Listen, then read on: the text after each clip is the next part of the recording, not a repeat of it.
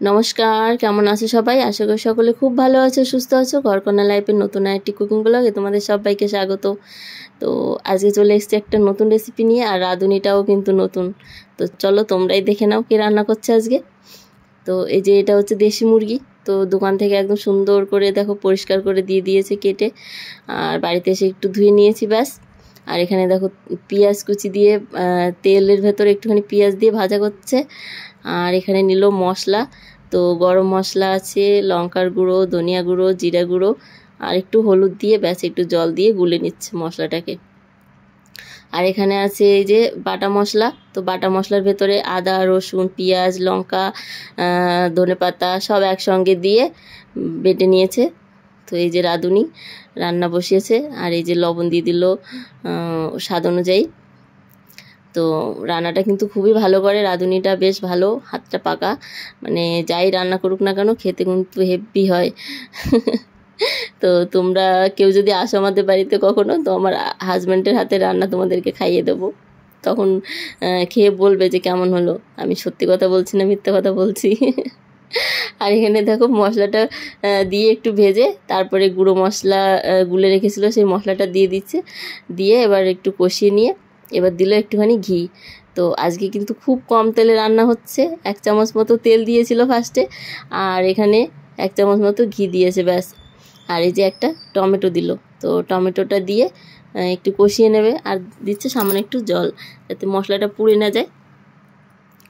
আর এখানে যে মাংসটা ধুয়ে রাখা হয়েছিল সেই মাংসটা দিয়ে দিল। তো দিয়ে এবার ভালো করে একটু মিশিয়ে নিতে হবে মশলার সঙ্গে। আর মাংসটা কিন্তু এই কুকারের ভেতরেই কষিয়ে নেব, কারণ কুকারেই রান্নাটা হবে, তাই আর মানে বাসন আর এটো করলাম না। তো এর ভেতরেই। আর আমার একটু অসুবিধা হয় কুকারের ভেতরে নাড়াচাড়া করতে, মানে কড়াইতে রান্না করতে করতে একটা অভ্যাস হয়ে গেছে, কিন্তু ওর বাবার অসুবিধা হয় না। আগে যখন মানে বিয়ের আগে তো ওই রান্নাবান্না করতো, খেত নিজে, তো তখন একটা অভ্যাস, তো সেই অভ্যাসটাই এখন কাজে লাগছে। মাঝে মধ্যে আমাকে একটু রান্না করে খাওয়ায়। তো এই যে চিকেনটার ভেতরে দেখো কষিয়ে জল দিয়ে দিল, দিয়ে এবার ব্যাস ঢেকে দিতে হবে। তো এটা কিন্তু 3টে সিটি দিলেই হয়ে যাবে।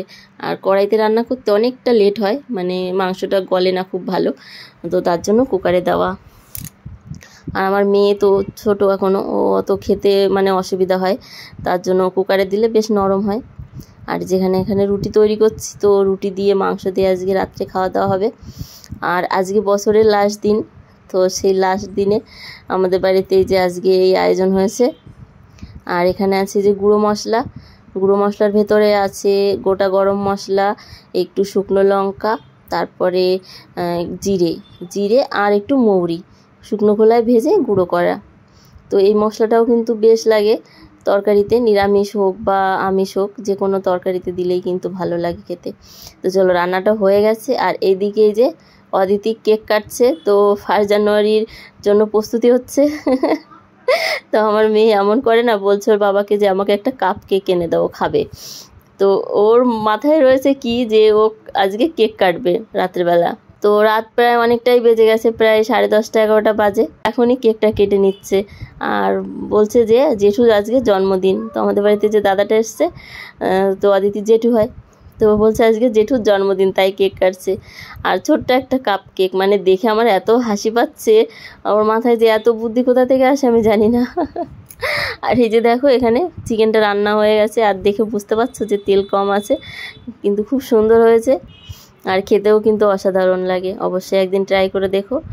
আর এই যে এখন একটু থালায় সাজিয়ে নেব। তো চিকেনটা দেখো খুব বেশি ঝোল রাখিনি, কিন্তু একটু হালকা ঝোল আছে, আর ঠান্ডা হতে হতে এই ঝোলটুকুও বেশি একটা থাকবে না। আর এই যে এখানে বাইরে, কারণ কালকে 1 জানুয়ারি, তো তার জন্য আমরা এই যে ঘরের সামনেটায় ডিজাইন করছিলাম। আর এখানে তামিলনাড়ুতে সবাই ডিজাইন করে, আর পুরো পৌষ মাসের প্রথম দিন থেকে লাস্ট দিন পর্যন্ত এখানে মানে প্রতিদিনই সবাই ঘরের সামনে এরকম ডিজাইন করে কালার পাউডার দিয়ে। আর অন্য দিনগুলোতেও করে, কিন্তু অন্য দিনগুলোতে যে সাদা কালারের পাউডার আছে সেইগুলো দিয়েই ডিজাইনটা হয় বেশি।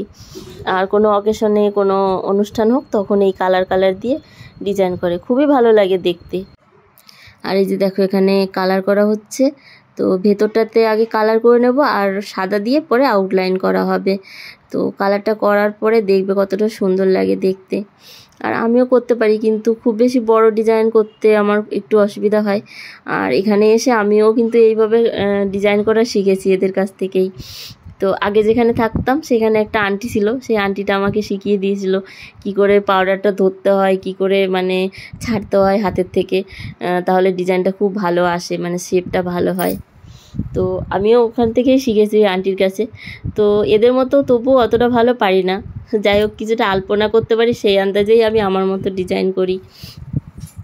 তো দেখো এই যে এখানে ইনি ডিজাইনটা করেছে, পিককের ডিজাইনটা কিন্তু খুবই সুন্দর, আর কালার করার পরে আরও সুন্দর লাগবে দেখতে। আর কালকে যেহেতু 1 জানুয়ারি, আর সকালবেলায় না এখানে মানে নিচে আসলে আর ঘরের কাজগুলো করতে একটু অসুবিধা হয়ে যাবে, মানে সময়ের, কারণ অনেকটা টাইম লাগে কালার করতে। তো আমরা দুজনেই এসেছি, তাই 1-1.5 ঘন্টা প্রায় সময় লেগেছে আমাদের এই ডিজাইন করতে। তো তার জন্য রাত্রিবেলা করলে একটু নিলিবিলি সবাইকে খাইয়ে দিয়ে বাচ্চাদের মানে শুয়ে দিয়ে চলে এসেছি আমরা দুজন নিচে। তো দেখো এই যে এই ডিজাইনটা করেছি আমি, কিন্তু কেমন লাগলো অবশ্যই কিন্তু কমেন্ট করে জানাবে, আর একটা লাইক করে দিও। যারা যারা আমার ব্লগ দেখো তাদেরকে অসংখ্য অসংখ্য ধন্যবাদ। সবাই খুব ভালো থাকো, সুস্থ থাকো, আর নতুন বছরটা অনেক অনেক ভালো যাক সবার। আজ তবে আসি, দেখা হবে একটা নতুন ব্লগে তোমাদের সঙ্গে। সবাই ভালো থেকো, সুস্থ থেকো, টাটা।